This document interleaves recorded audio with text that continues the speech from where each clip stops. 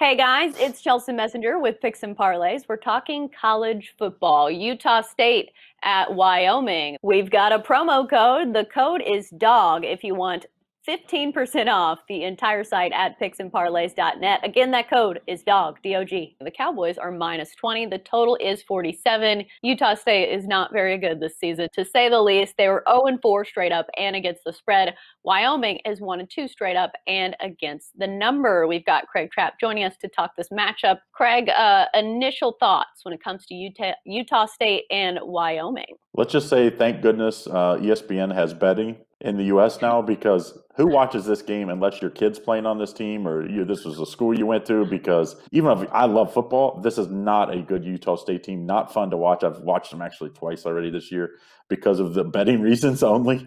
And I just think this one is an absolute one-sided affair. But even in one-sided affairs, 20 points is a lot to cover. Yeah, especially when the total is 47.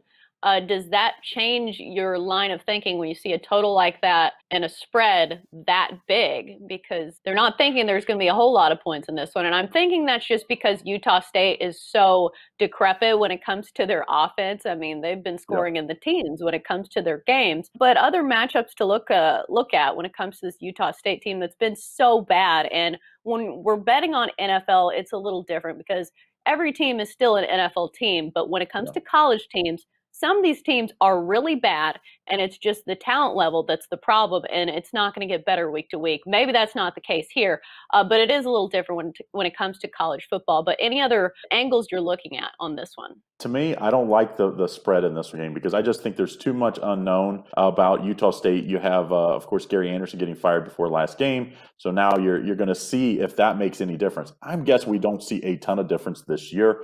But, I think they will be at least a little more to play for. And, they don't have to improve a lot for us to get the over here. I like the over because, they've scored 13, 7, 9, and 16 the last 4 games. I think they can get 20 here. This is not a good Wyoming defense. They gave up 34 last week to Colorado State. They gave up 37 at Nevada in overtime.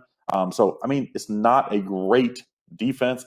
I think this is a 35-17 type game. So I think I'm going to take the over here, and I just will count that Utah State will show a little life. They didn't actually just give up last week, which was, a spot where they probably could have with their coach getting fired. So I do think they'll be good this week, good enough to get us the over. Let's just say that. Yeah, just as long as they don't give up in the fourth quarter in garbage time and maybe score a couple touchdowns for you.